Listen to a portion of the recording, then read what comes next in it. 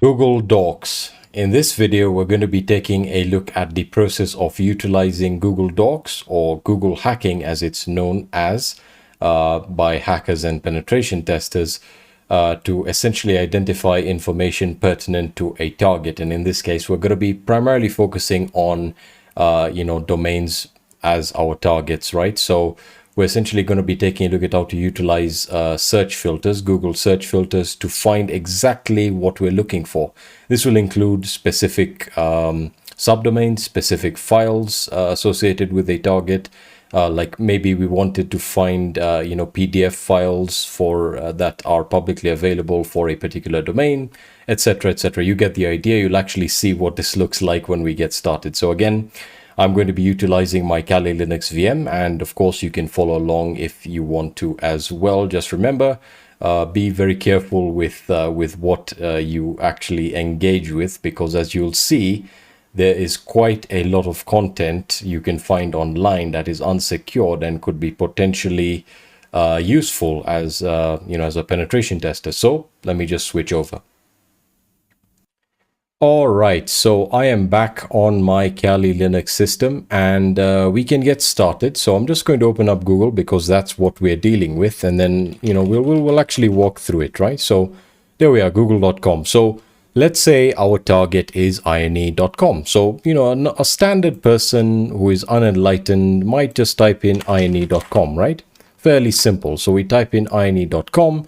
You can see we have ine.com here, their LinkedIn page, Twitter. Okay, that's looking okay. But, this is really not giving me information that might be useful to me, right? With regards to this particular domain. So let's say I wanted to limit all results to this particular domain.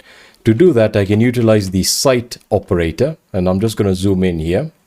So I'll say site : ine.com.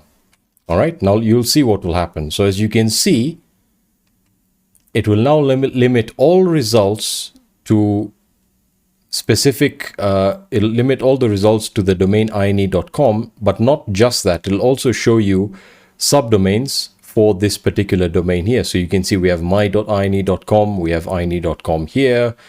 These are all the pages or categories for the ine.com website. So you can see we have blog, careers. So we are already starting to actually identify potentially interesting pages, and not just that, but potentially interesting subdomains. Like, for example, they have courses.ine.com, they have community.ine.com, so on and so forth. But this is still very wide with regards to the scope, right? We can pretty much go through all of these pages and identify subdomains that might be interesting, like this one here, although I'm not telling you to do that. But let's say we wanted to look for specific results, and we want to limit it to ine.com. But let's say within the website title or within the website URL, let's say we were looking for an admin panel. Well, we could say in URL, so that's the next search filter. We can say admin. Will this show us an admin panel? Well, it shows us a Microsoft 365 Teams admin page, which looks like a course.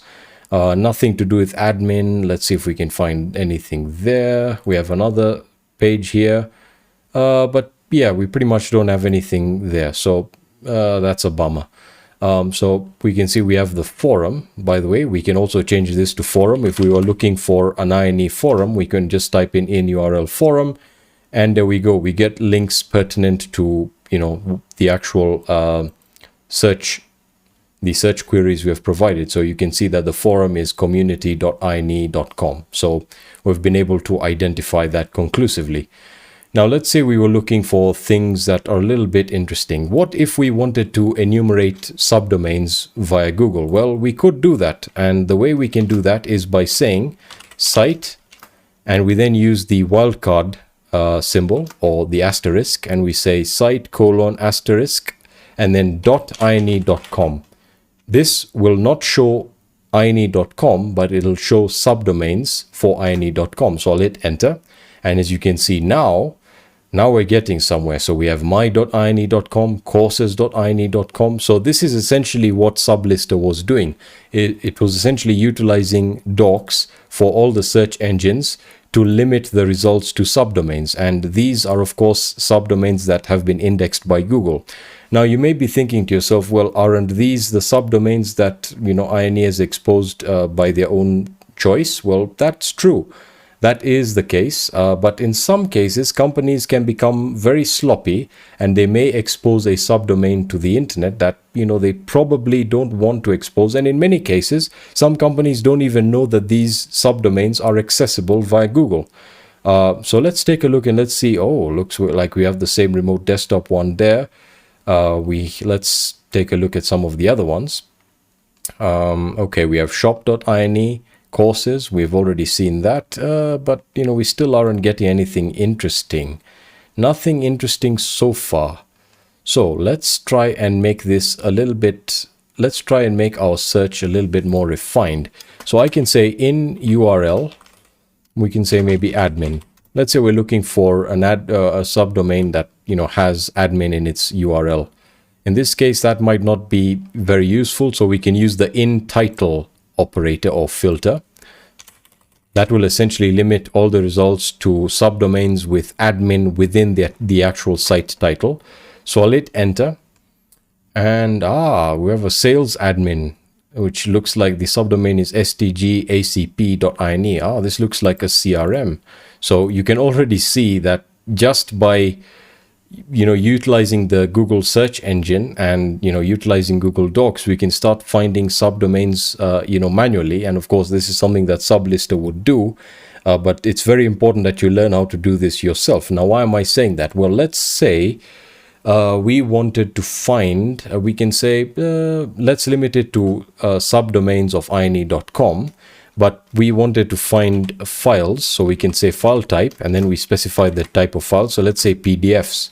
Right, so you can start to see that now it's going to limit the results to subdomains that have PDFs or pages, or subdomains with pages that have PDFs. So in this case, it looks like we have a diagram here, network diagram. Okay, interesting. Let's try and limit this maybe to sales.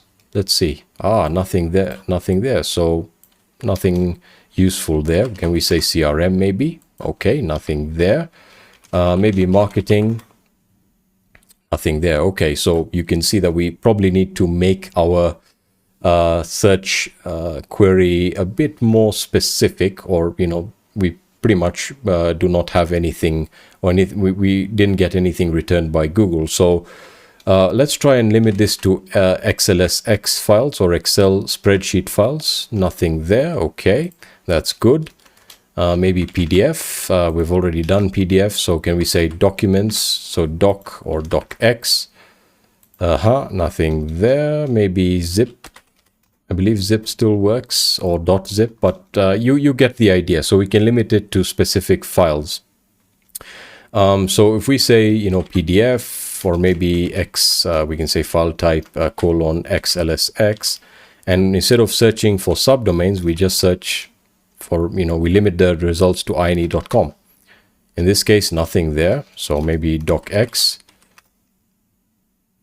Okay, so Google has, of course, detected that we are making too many requests. Good on them. We are making too many requests. Taxis, I believe that's all the taxis I can see there. So, okay, that looks like it's working. So, yeah, nothing there. All right, so that is how to essentially, limit or how to perform subdomain enumeration manually.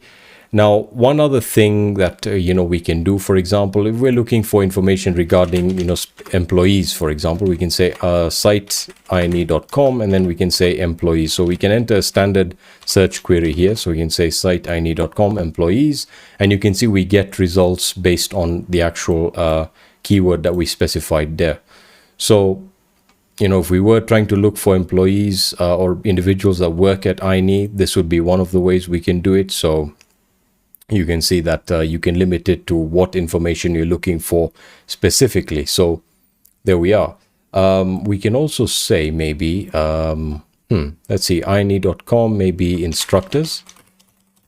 And this will probably display, there we are. So we have the instructors page. So you get the idea. You can pretty much search for whatever you're looking for by utilizing Google Docs. Now, let me take you through a couple of examples that might not be too good to show you, but if we were looking maybe for sites with directory listing enabled, we can use the in title search filter and specify that within the title we're looking for index off.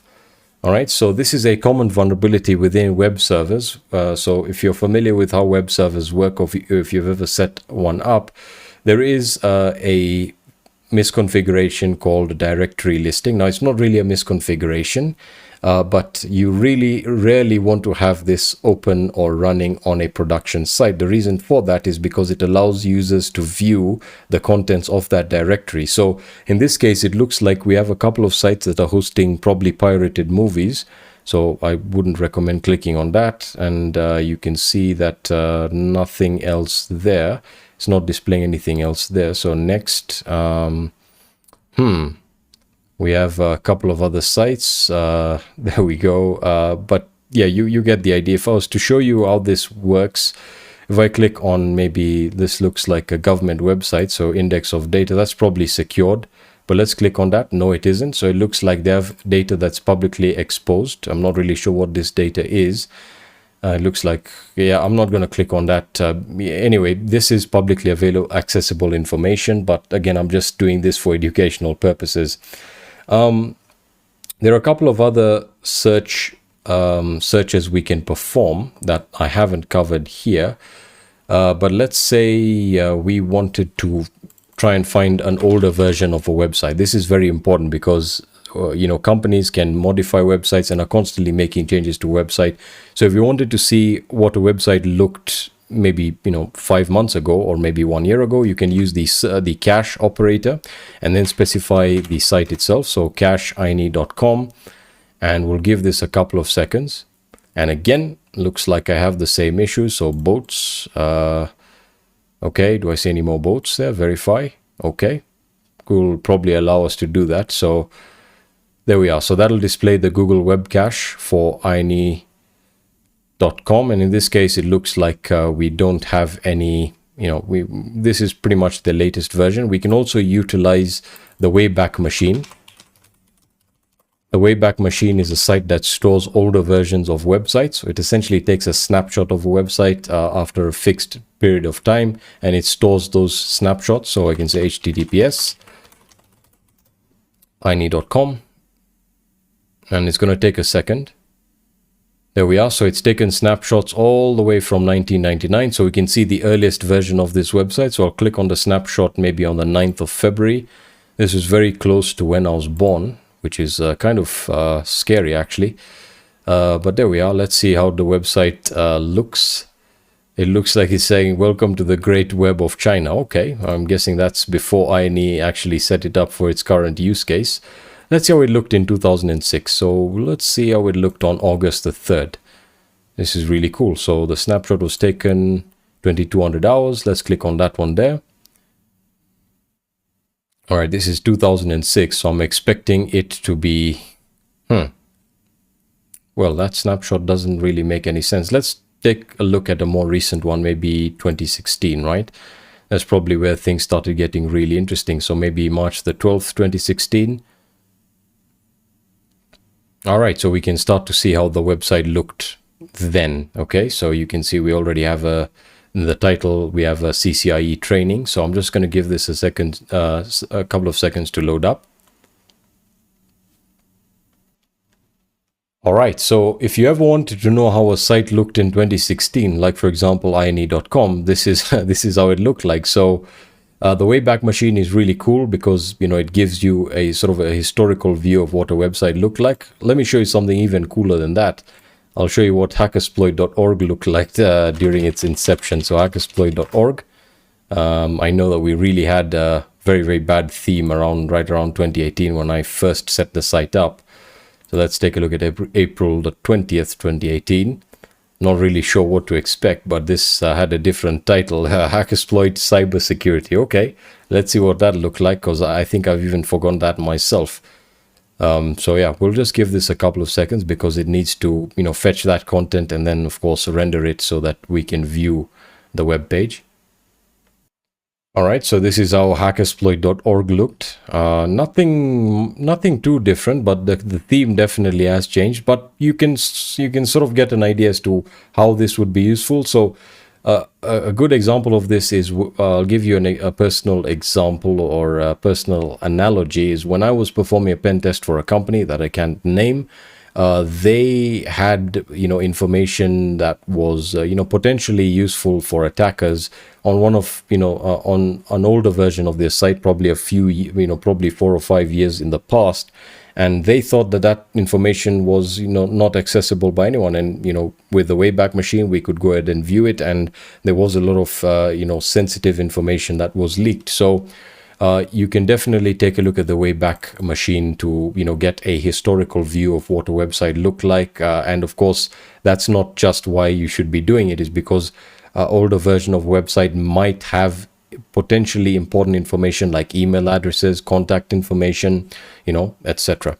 So let's head back over to google.com, and I'll probably explore a few more Google Docs that we can use, or that you can use rather, if you're ever trying to find interesting stuff. So another example of this is, let's say we wanted to see if some website has inadvertently listed or saved or exposed a directory that has passwords. A lot of people do that. So we can, for example, say in URL, and in this case we can say auth user file.txt, and you can already see that a few sites have them. So for example, this one here, which is just an IP address, and they probably have this exposed on the internet, and that means that there's a login form here. There's probably the password. The passwords are probably leaked on this page. I'm not going to get into that because again, that'll be sort of going over what I'm allowed to do. But looks like we have another one here, and it looks like the same site. Interesting, very, very interesting. Let's change this around. I think there's another one we can use. So we can say in URL password.txt, or maybe in title password.txt. So it looks like we have a couple of sites that have leaked their password.txt file on the internet. Let's take a look at this one here. That's the Etsy password file. And hopefully these individuals or the owners of this website here haven't inadvertently leaked this information to the public. But there you go. You can see that there is password information, or at least usernames for a specific domain here. But you get the idea. You can do a lot with Google Docs. Now, I've not covered all of the most important ones because I'm really focused on passive enumeration or passive information gathering. One of the greatest resources for whenever you're trying to utilize Google Docs or perform Google hacking is the Google Hacking Database, right? Which is owned by Offensive Security, the parent company that owns and develops Kali Linux. So this is a database of Google Docs that can allow you to find specific information. So for example, in this case, this Google Doc can be used to find files that contain juicy information. So these are government sites. So you can see we have site gov.whatever, in title index of, because directory listing is enabled, and the file type is CSV. So we can actually test this out. Let's see if we actually find some juicy files, which of course we will, because people don't take the time to secure their stuff. So there we are. A lot of sites here. These all look like government sites for different governments. And as I said, I'm not going to be going through this, but you can see that they're all being leaked because directory listing is enabled. Most of these are WordPress sites, which makes a lot of sense because WordPress can be quite hard to lock down. But yeah, you can also limit this to, you can specify additional keywords to find what you're looking for. So maybe you can say passwords. There we are. And in this case, that would limit it to, any URL with the gov dot prefix, And yeah, so you can utilize the Google hacking database to search to find specific information. So let's take a look at a couple of others that might be potentially interesting. These are the latest ones here. Let's run a few filters. So let's say we're looking for files containing passwords, probably. There we are, files containing passwords. We can then utilize these particular docs or search filters to look for files that contain passwords. So we can use this one, for example, here, or maybe this one here. Let's see whether we're able to find any credentials that might have been leaked. There we are. You can see that we might have a few here. So this looks like a potentially interesting website. And that is, I probably won't check them because I don't want to do that. But yeah, you can do a lot of stuff with the Google search engine through the use of Google Docs. I've just gone through some of the most interesting ones that you can do from the perspective of a penetration tester, legally speaking, sort of limiting the results to a particular URL or a particular title or particular domain or subdomain. So definitely take a look at the Google hacking database. As I said, this is pretty much a one-stop shop if you're ever trying to find potentially interesting files or potentially incriminating files that a company might not have secured with regards to their website. So definitely take a look at this, especially if they have a WordPress site. Then you can limit this again by using the filter option to a particular content management system, or you can just perform a search, maybe like WordPress. There we are. And in this case, we can also limit this to maybe WordPress. There we are. And these are all the Google Docs for WordPress. So you can try and find WordPress config backup files. This is something that I've used before. So let me just take a step back here.